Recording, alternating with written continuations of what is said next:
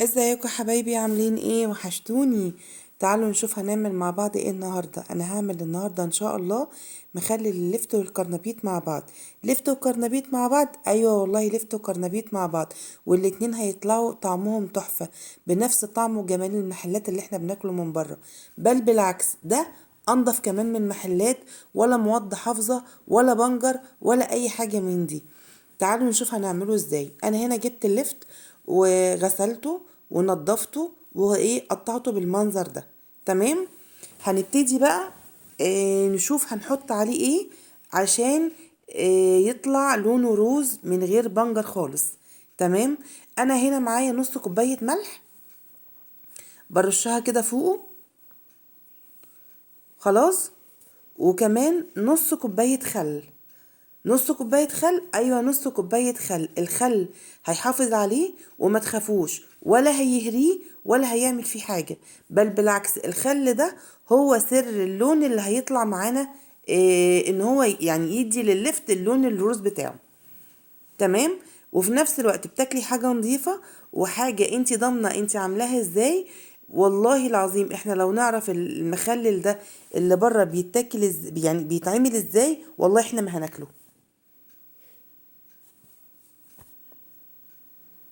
هنا بقى انا سبت اللفت والكرنبيط بالملح والخل حوالي ساعة كده وشوية. تمام كده. اللون بتاعه بدأ يبقى لونه روز فاتح. انا بقى هبتدي املى البرطمان ده، بس هبتدي الاول احط في الارضية الكرنبيط، لان الكرنبيط بيغيب شوية في السوا. تمام. هملى البرطمان كله، اللفت والكرنبيط مع بعض. طبعا الاتنين بيدوا طعم لبعض اجمل من بعض والله.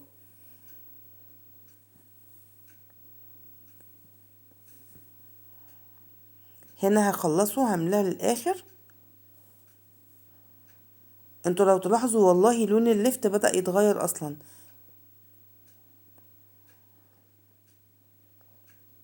كده انا بملاه كله اهوت.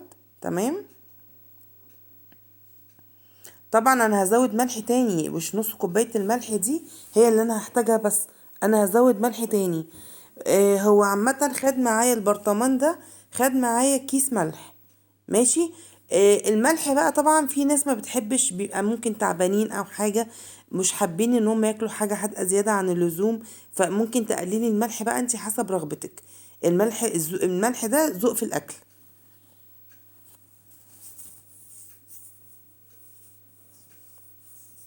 تمام كده. كده انا خلاص بدأت اخلص البرطمان. ماشي.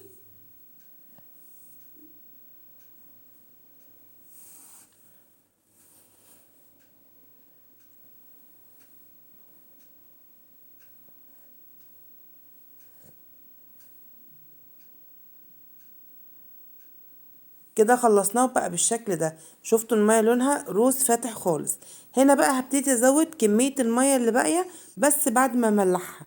زي ما قلت لكم خد معايا كيس ملح. تمام. هزودها بقى، ويا دوبك هو يومين تلاتة هنبتدي ناكل منه. وهوريهولكوا دلوقتي تاني يوم لونه بقى عامل ازاي.